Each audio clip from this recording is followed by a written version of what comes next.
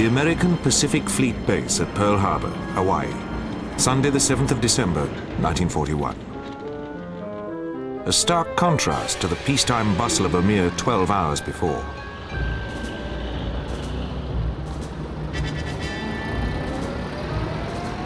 Now the famous battleship row was a line of wrecks.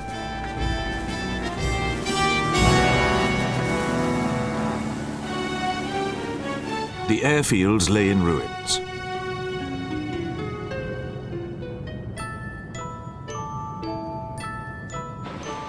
Other crashed aircraft, including a few Japanese, littered the island.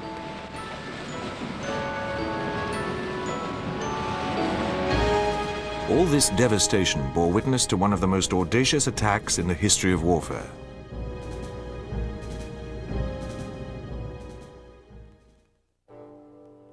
The Japanese attack on Pearl Harbor had been conceived by Admiral Isoroku Yamamoto, the naval commander-in-chief, to remove the main obstacle to the creation of a self-supporting Japanese Pacific Empire, the US Pacific Fleet.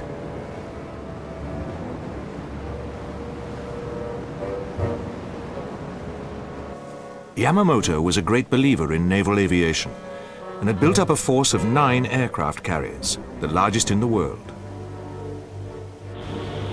But the inspiration for his plan was an event that had taken place a year earlier and far away in the Mediterranean, where the British and Italian fleets were locked in a struggle for naval supremacy. After some initial clashes, the British decided to use naval air power to strike a grievous blow.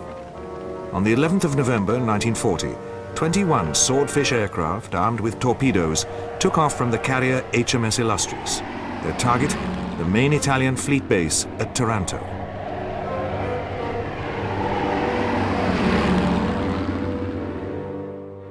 Three battleships and a cruiser were hit, and Italian naval confidence received a severe jolt. Yamamoto was deeply impressed by this feat and resolved to mirror it, but on a much larger scale.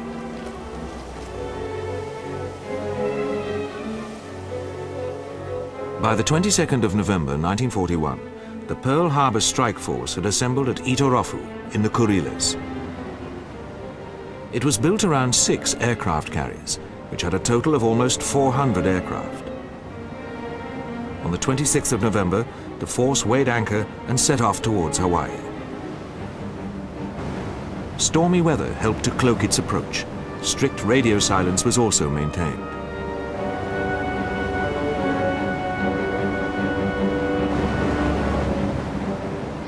Six days later, the message, "Climb Mount Nutaka," was received. This was final confirmation that the attack would take place.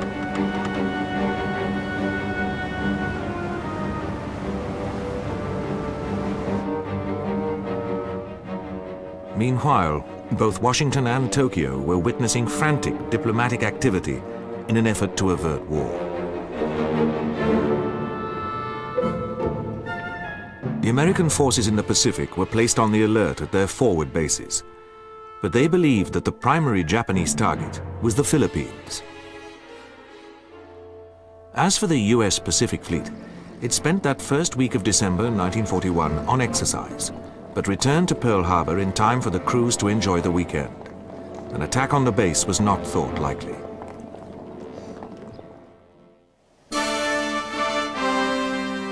On the night of Saturday, the 6th of December, the Japanese strike force arrived at a point 275 miles north of Hawaii. Preparations were made for an attack early the following day.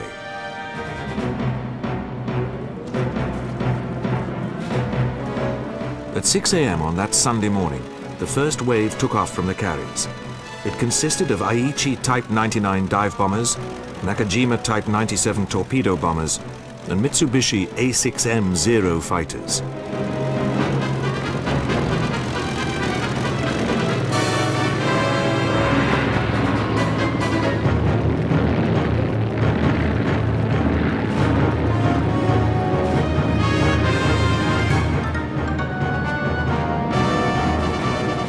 Just under 2 hours later, the Japanese aircraft reached their objective. The commander of the wave broadcast "Tora, Tora, Tora," the Japanese for tiger, and the planes screamed into the attack.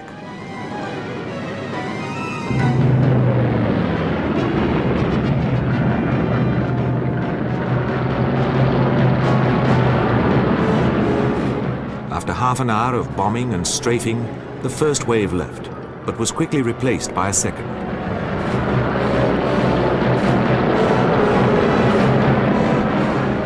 By this time, the Americans had managed to get anti-aircraft guns in action, and even some planes into the air. But it was an unequal contest. When the Japanese aircraft finally turned for home at 9:45 a.m., they left behind nearly 400 aircraft destroyed or damaged on the ground.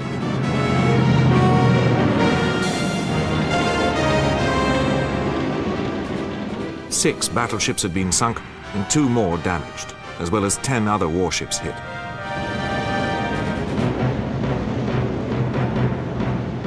The Japanese losses were 29 aircraft and 6 submarines, 5 of them midgets.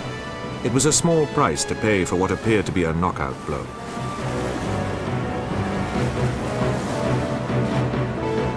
Yet the attacks had missed 2 vital targets. One was the oil storage tanks.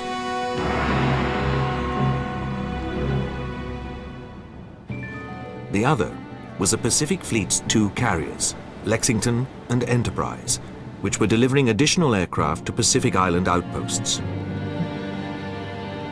Even so, during the next 4 months, the Japanese blitzkrieg carried all before it.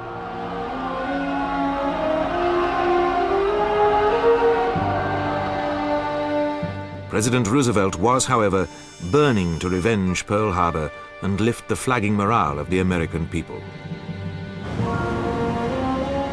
Roosevelt's desire to avenge Pearl Harbor was realized in April 1942, when a carrier task force began to steam towards the Japanese mainland.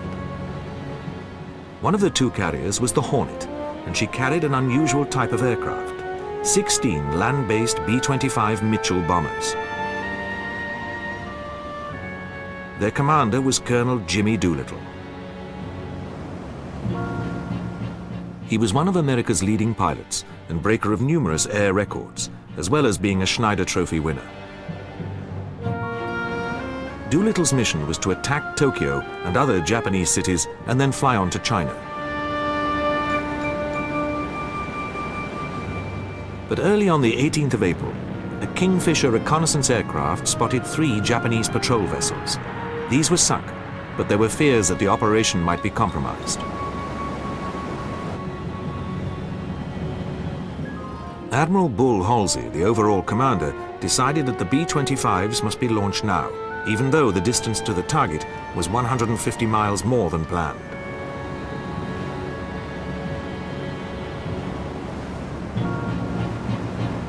Led by Doolittle, the B-25s lurched into the air. After circling the task force, they set course for Japan.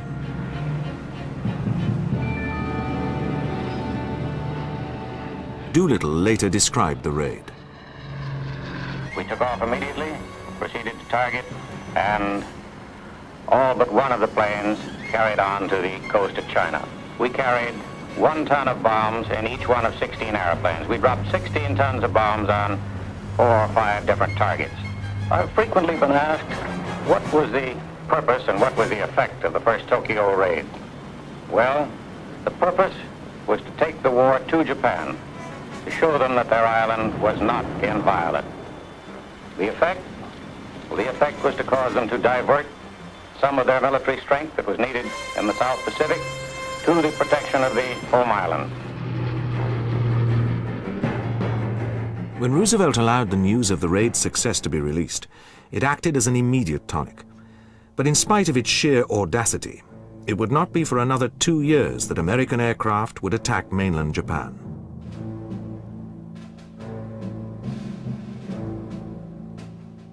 What Pearl Harbor and the Doolittle raid had demonstrated was that the aircraft carrier gave naval aviation a very long punch. But the US Navy was soon to find out that its standard fighter, the Grumman F-4F Wildcat, was inferior to the highly maneuverable Japanese Zero. In May 1942, a Japanese task force sailed into the Coral Sea with the aim of seizing Port Moresby, capital of Papua New Guinea. An American carrier group intervened, and in the resultant clash, the Japanese lost one carrier sunk and another disabled.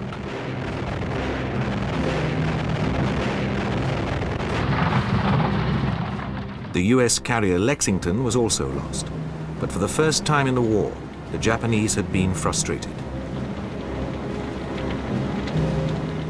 That same month, May 1942, the Japanese put a more ambitious plan into effect.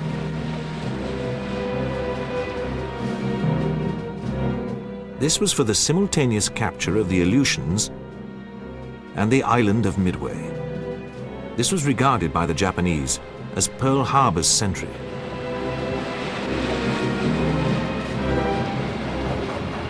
The Americans, however, were intercepting and reading the Japanese top-secret coded radio messages and became aware of the plan.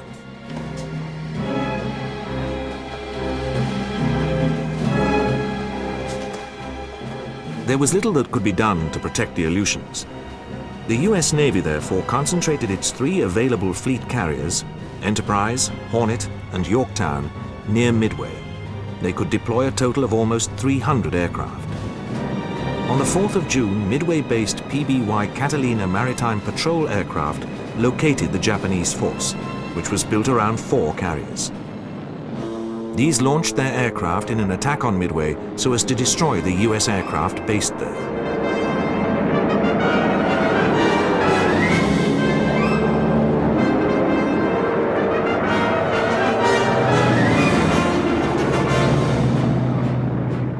This was only partially successful, and Japanese Admiral Chuichi Nagumo ordered a second strike.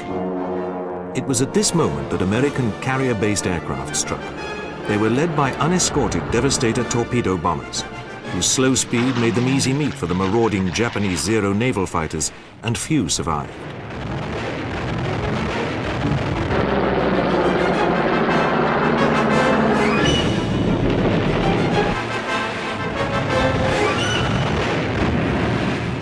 But the next wave, dauntless dive bombers armed with 1,000-pound and 100-pound bombs and escorted by Wildcat fighters, now attacked. They caught the Japanese aircraft refueling and rearming.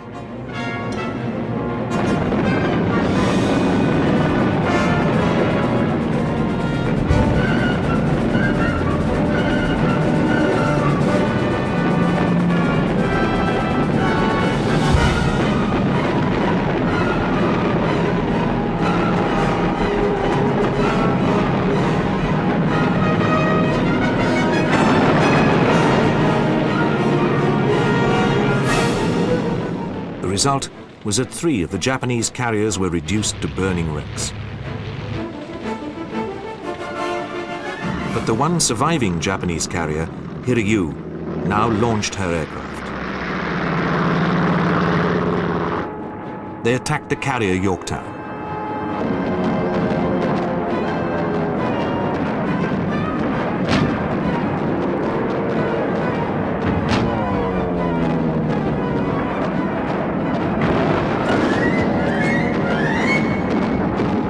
Fatally hit, Yorktown was abandoned by her crew and finished off by a Japanese submarine.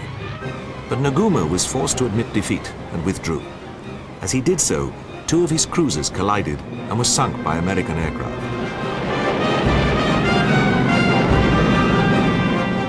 The Battle of Midway was the main turning point of the war in the Pacific. It had shown that the American Wildcat fighters could stand up to the Zero because the Japanese had entirely sacrificed armored protection for flight performance. But Midway had been a victory won solely by naval aviation, with surface ships firing not a shot at each other. The aircraft carrier was now Queen of the Seas. After Midway, the American carriers took on another role, that of supporting the amphibious assaults on Japanese-held islands which would now dominate the Pacific War.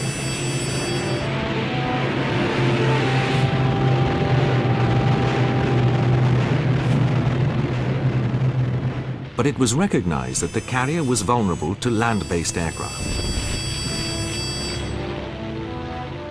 Thus, when it came to the very first of these operations, the landings by US Marines on Guadalcanal in the Solomons in August 1942, their initial objective was an airfield, which was being built on the island by the Japanese.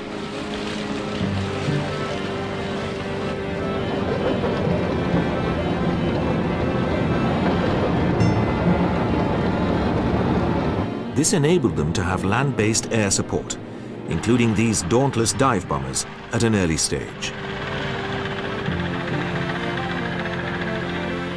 But the layout of the Solomons is such that each island is within comfortable air range of the others. This meant that not only was there an air threat to the Marines ashore, but to the warships and supply vessels supporting them.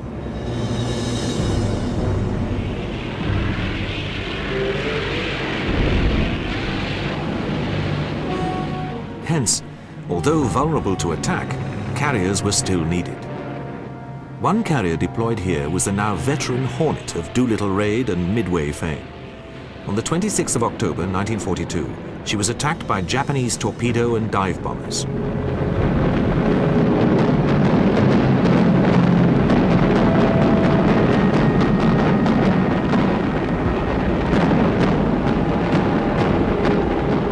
She sustained hits from both bombs and torpedoes.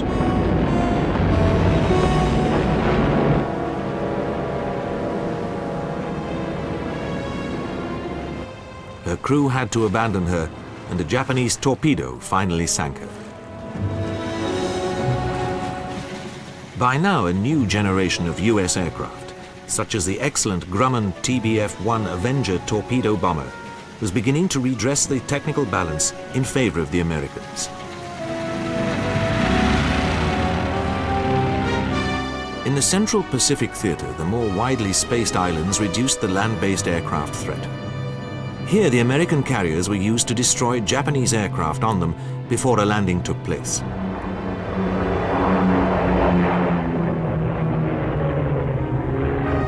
In 1943, the power of US naval aviation was further boosted by a new fighter, the Corsair, the first American aircraft to exceed 400 miles per hour. Initially, the Navy felt that the Corsair's landing speed was too high, and the pilot's vision too restricted for carrier operations. But after land-based Corsairs had demonstrated their superiority over the Zero, the Navy relented. By the spring of 1944, Admiral Chester Nimitz's thrust across the Central Pacific and that of General Douglas MacArthur through the Solomons and up along the New Guinea coast were poised to combine. Their target, the Philippines. Now would come the final carrier versus carrier battles of the war, as Nimitz turned towards the Marianas, which lie some 2,000 miles east of the Philippines. A carrier task force began to soften up the Marianas on the 11th of June.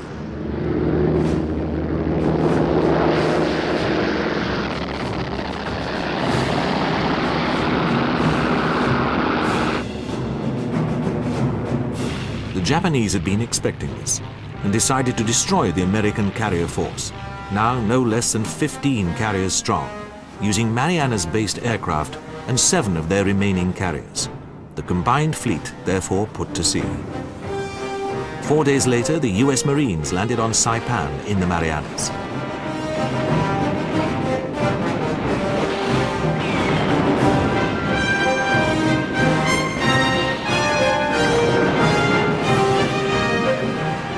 Then, on the 19th, the Japanese aircraft, including the ubiquitous Zero, struck at the American carriers.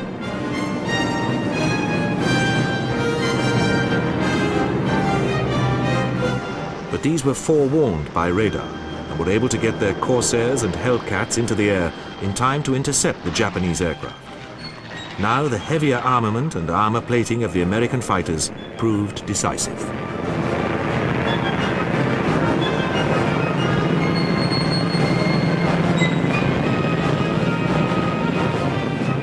The result was a massacre, with the now inferior Zeros often blowing up because of their unprotected fuel tanks.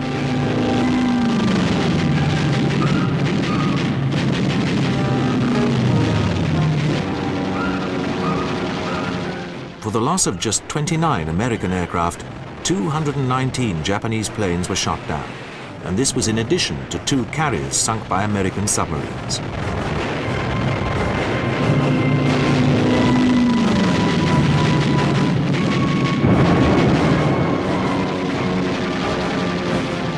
But the Japanese commander, convinced that his missing aircraft had landed on another of the Marianas, Guam, hove to overnight to await their return. This was fatal, since next day American carrier aircraft attacked, sinking a carrier, damaging several other ships, besides shooting down another 65 aircraft.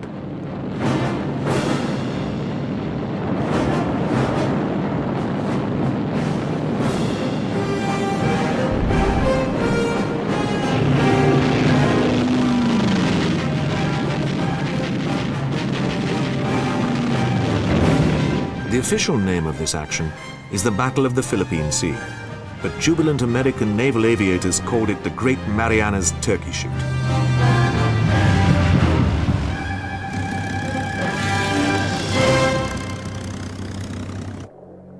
Many of the Japanese turkeys still lie today on the ocean floor. Yet in spite of losing so many of their naval pilots, the Japanese were determined to destroy the ever-growing American carrier force.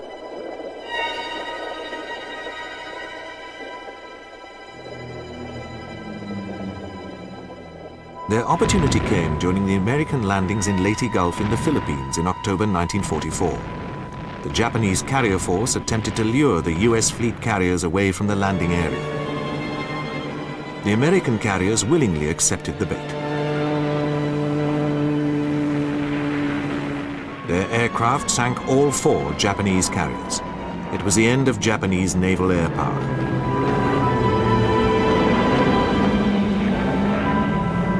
Now, as the war moved ever closer to their mainland and the Americans set about seizing the last stepping stones, Iwo Jima and Okinawa, the Japanese resorted to a last, desperate tactic.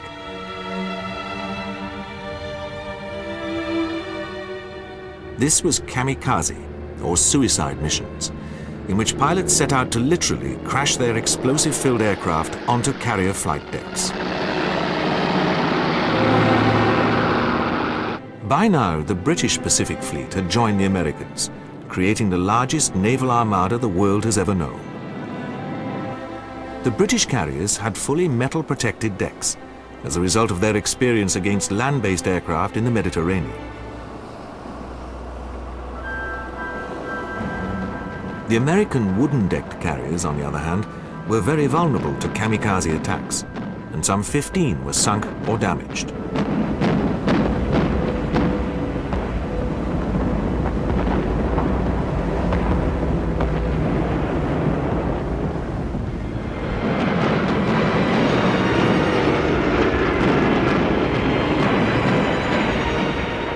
One of these was the USS Franklin, which was the victim of a kamikaze attack off Okinawa in March 1945.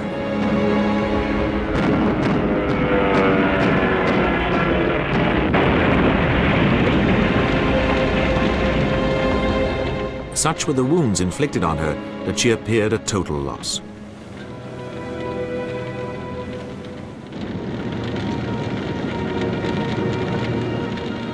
Yet Franklin's crew were not prepared to abandon her. They managed to restore power and get her back to the forward fleet base, 1,300 miles away.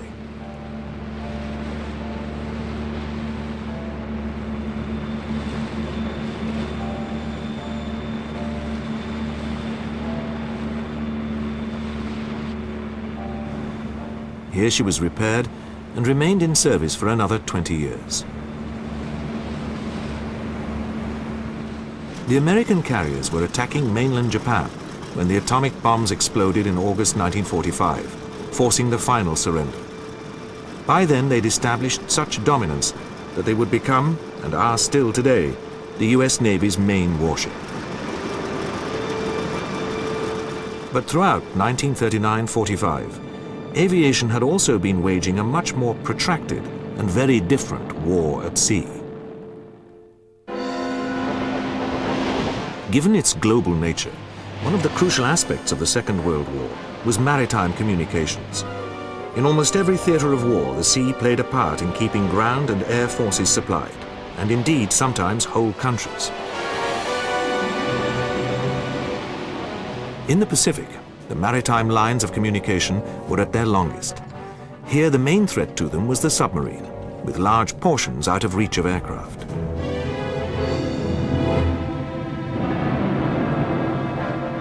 Indeed, during 1943-44, American submarines literally throttled the supply lines running from mineral-rich Southeast Asia to the Japanese mainland.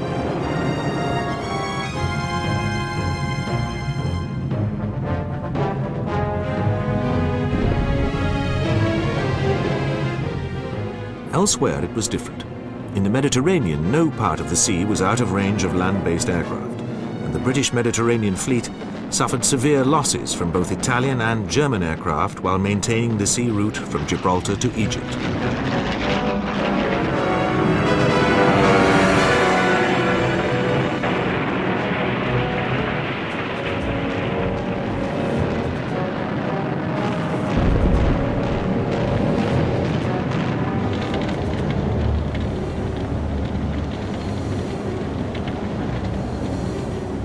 Much of this activity was centered on the island of Malta in the central Mediterranean.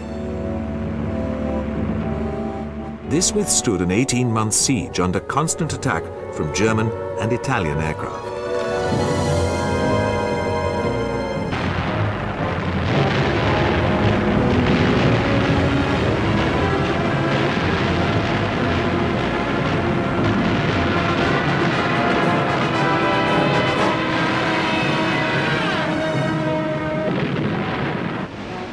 Convoys to Malta suffered crippling losses, despite strong escorts, which included aircraft carriers.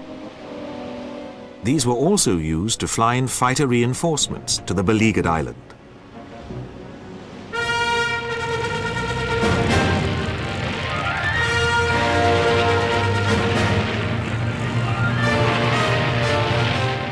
In turn, Allied aircraft, including this British Beaufighter, ravaged Axis convoys crossing the Mediterranean to supply their forces in North Africa.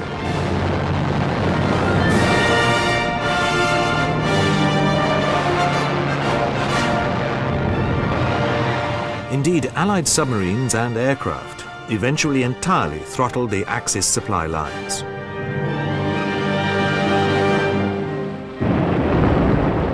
Axis attempts to establish an air bridge to North Africa were similarly frustrated.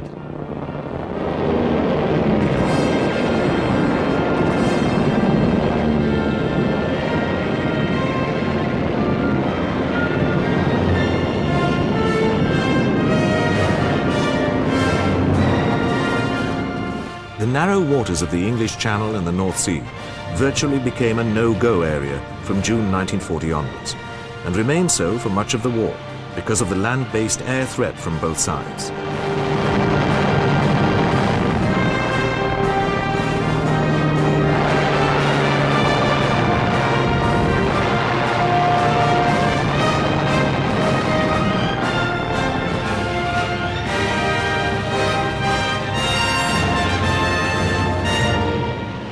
Faced with this, ships' anti-aircraft armament became ever more powerful.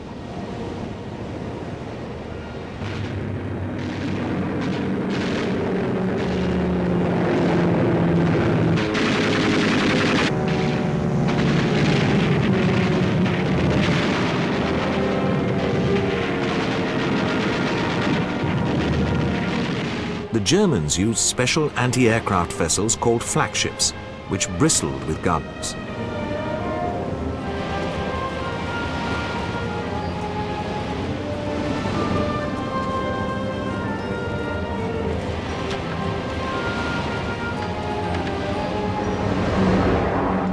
Such was the effectiveness of these flak ships that in 1941 the RAF's anti-shipping squadrons, with their Beauforts and Beaufighters, suffered crippling losses, with few crews surviving to see the end of their operational tour of duty.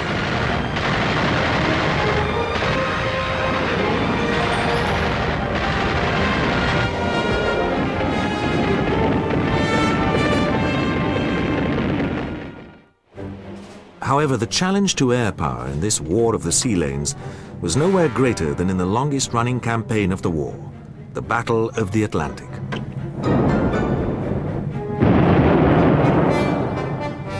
The campaign was fought with many weapons, but air power played a crucial part in most.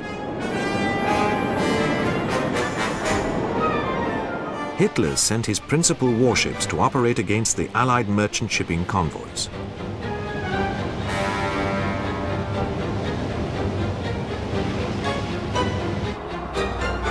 Some recorded a large tally of ships sunk.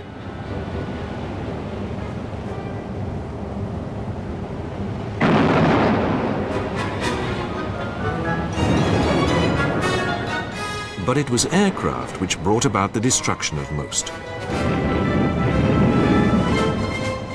When the German battleship Bismarck broke out into the North Atlantic in May 1941 and sank HMS Hood, she threatened to disrupt the entire convoy system. The ship had to be found, brought to bay, and destroyed. It was a Catalina maritime patrol aircraft which eventually located Bismarck.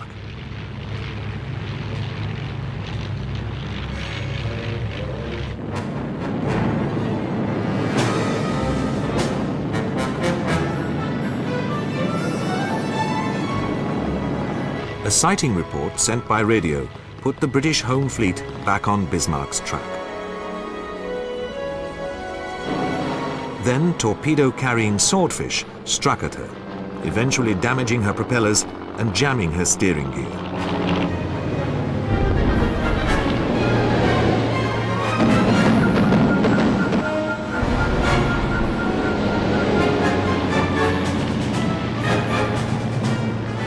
This drastically slowed the mighty Bismarck and enabled the battleships of the home fleet to catch her up and sink her.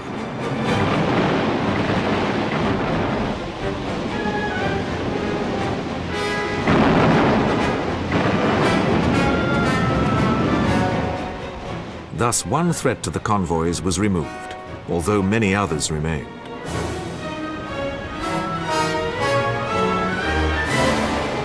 Likewise, the Allied convoys sailing to the northern Russian ports of Archangel and Murmansk were threatened for over 2 years by Bismarck's sister ship, Tirpitz, as she lurked deep in Norwegian fjords, foiling an attempt to sink her with midget submarines.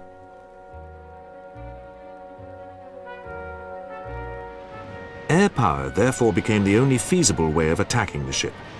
First came a strike by carrier-launched aircraft. British acquired Corsairs escorting Albacore dive bombers. They caused some damage, but not critical.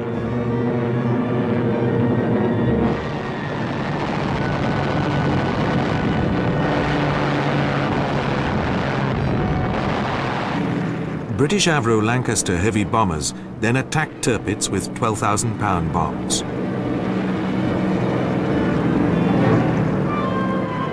At their third attempt, in November 1944, the great warship finally suffered a mortal blow.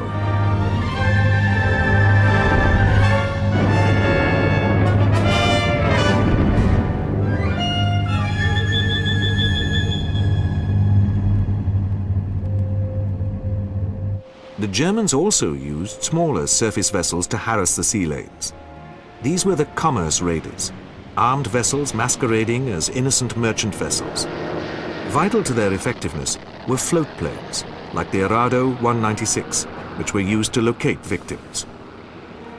The commerce raider then closed in on the vessel and sank or captured it.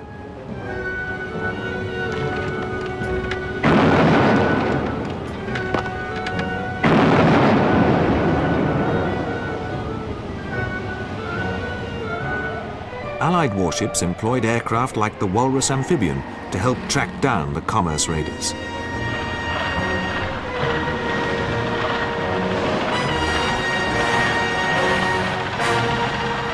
Typical of the ships that used the Walrus was the cruiser HMS Cornwall, which cornered the raider Penguin in the Indian Ocean in May 1941 and sank her after a fierce fight.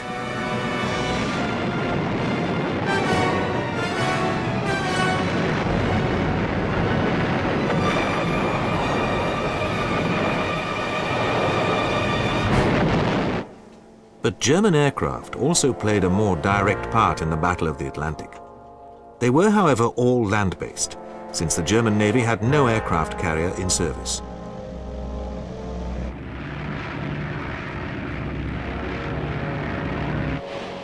The Arctic convoys taking war materials to hard-pressed Russia suffered heavily from Luftwaffe attacks.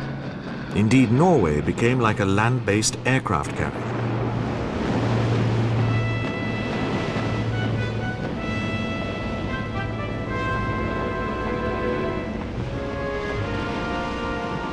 In the North Atlantic itself, the Focke-Wulf FW-200 enjoyed some success. This adaptation of the pre-war Condor airliner proved very effective in the anti-shipping role, attacking its target with bombs, cannon, and machine guns.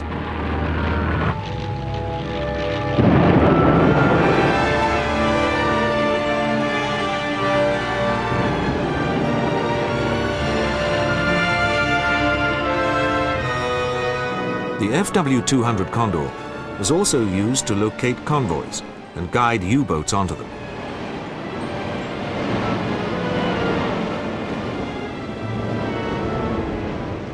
The initial Allied answer was the catapult armed merchantman, or CAM ship. These usually had a single Hurricane fighter, whose pilot had to bail out or ditch at the end of his mission. More satisfactory was the escort carrier, which was originally a converted merchant vessel. The British were the first to build escort carriers, but it was the Americans who really developed them. The large fleet carriers had a complement of up to 100 aircraft: fighters, dive bombers, torpedo aircraft, and reconnaissance aircraft.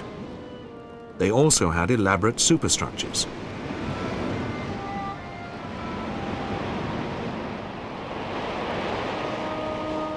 In contrast, the escort carriers were more basic in design and had just some 30 fighters. American escort carriers also served in the Pacific, providing air cover for the amphibious landing forces and enabling the fleet carriers to operate independently.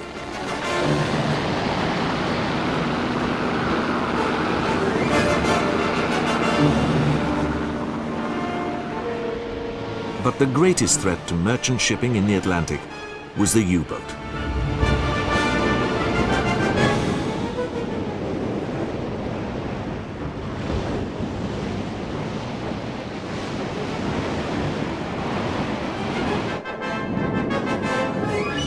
This was especially after the fall of France in June 1940, when they were able to operate from the French Atlantic ports, thus radically reducing the time it took them to reach their operational areas. Having a severe lack of suitable escort vessels, the Royal Navy was initially ill-equipped to deal with this threat.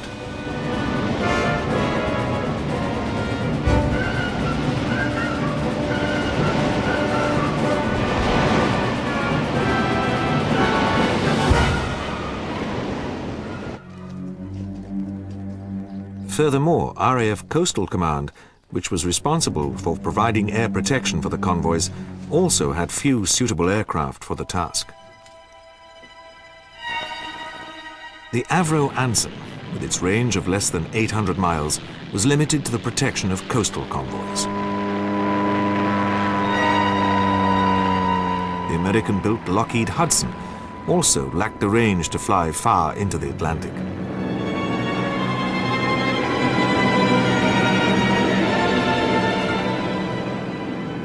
Only the short Sunderland flying boat was anywhere near suitable, but even this had a range of barely 2,000 miles.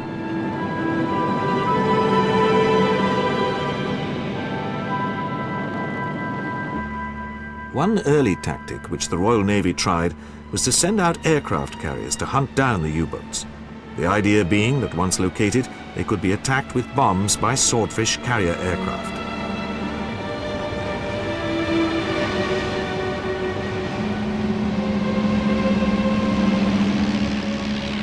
This technique was, however, quickly abandoned after a U-boat's torpedo sank the carrier HMS Courageous.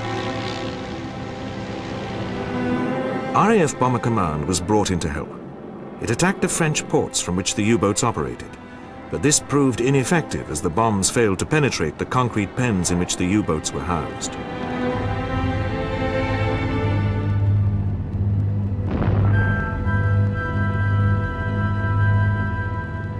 Bombers also attacked the factories building U-boats, but this did little to slow down production.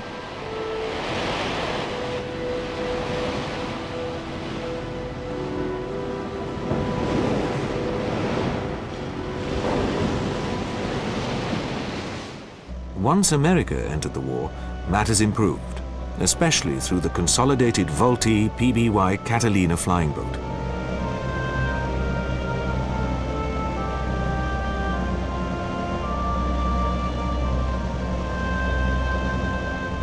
Although its top speed was under 200 miles per hour, the Catalina had a range of over 3,000 miles.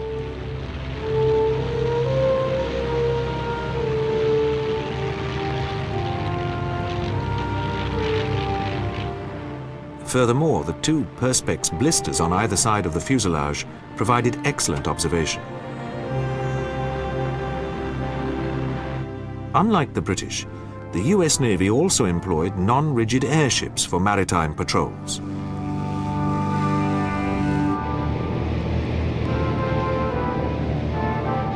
One squadron of these even flew the Atlantic and operated in the Mediterranean.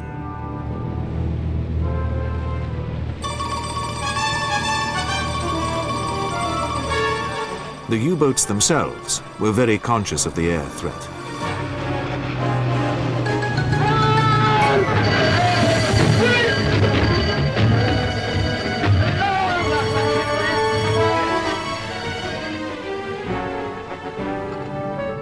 Thus, they were often able to crash dive before the aircraft could begin its attack.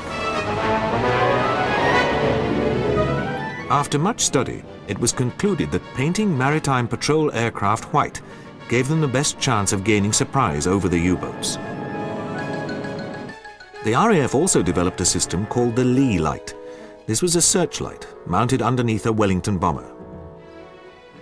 It was used in the Bay of Biscay to catch U-boats leaving or returning to port by night.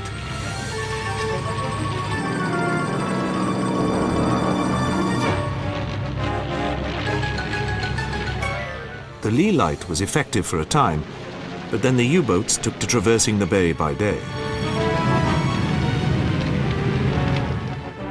But in spite of the deployment of the Catalina, the mid-Atlantic could still not be covered by aircraft. Until this so-called Black Gap was closed, the battle could not be won. The answer to closing the Black Gap in the Atlantic lay in the B-24 Liberator bomber. Extensive modification of this, including the installation of fuel tanks with a capacity of 2,000 gallons of high-octane fuel, created what the Americans called the PB-4Y, and the RAF the Liberator 3. This could remain aloft for over 20 hours. It meant that even in the mid-Atlantic, the convoys could be given air cover.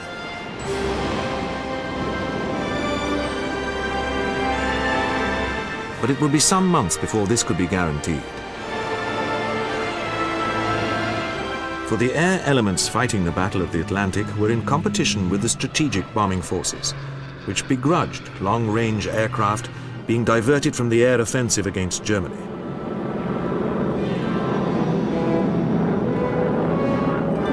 Thus, although the first Liberator 3s were deployed in August 1942, 9 months were to pass before they were available in sufficient numbers to close the Black Gap. Effective airborne radar was another key requirement for maritime patrol aircraft, so that they could detect U-boats other than with the human eye.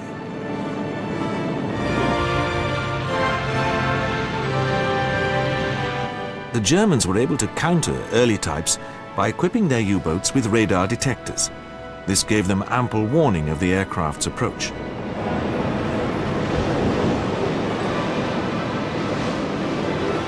Centimetric radar, with its much higher frequency, was the answer. But again, there was a contest with the bombers, who wanted to use it as a navigation device. Indeed, they were initially given priority.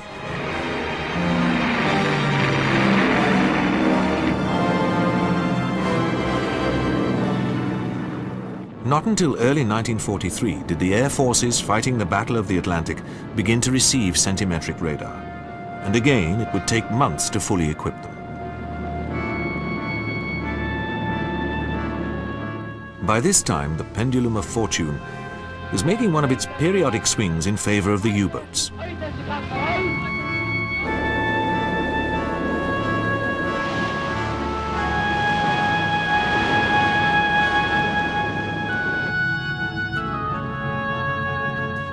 Merchant vessel sinkings were once more on the increase.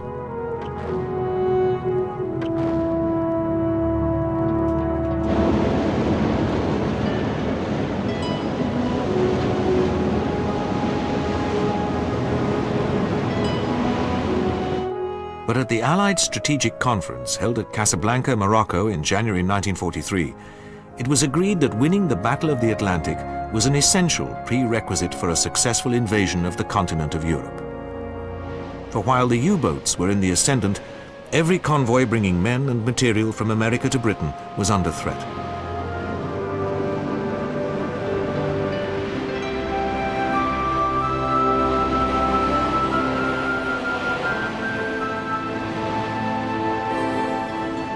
In May 1943, however, everything suddenly came together for the Allies.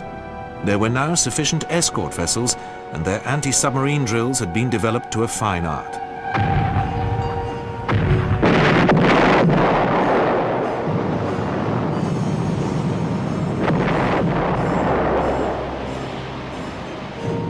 Enough Liberator 3s with centimetric radar were available to completely close the black gap.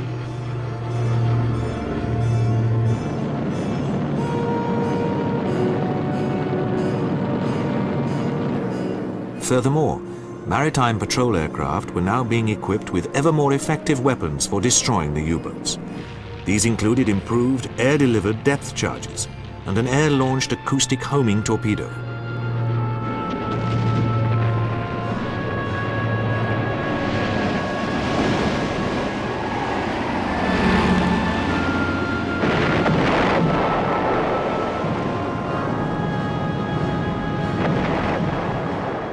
The upshot of all this was that in May 1943, no less than 41 U-boats were sunk, 17 of them by aircraft.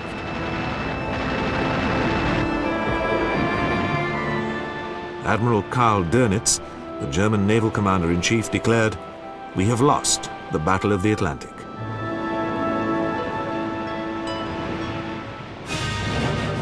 The campaign was not over. But never again would Allied shipping losses approach those suffered in the early months of 1943. Great tribute must be paid to the crews of the maritime patrol aircraft which fought in the Battle of the Atlantic.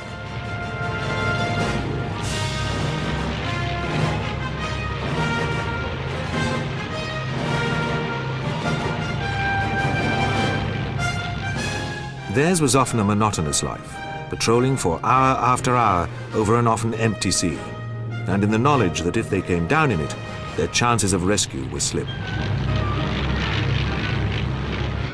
Often they would land back at base totally exhausted. Only seldom did their adrenaline begin to race at the sight of a U-boat.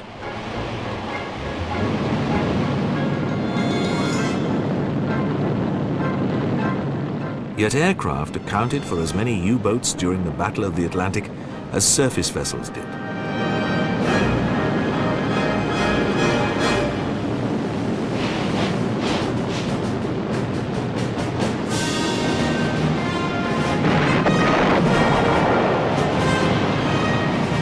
Indeed, the battle demonstrated that anti-submarine warfare could not be successfully waged without aircraft being an integral part of it.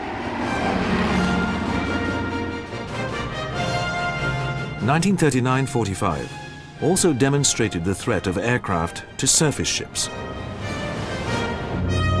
But aircraft and ships operating together could deal with this.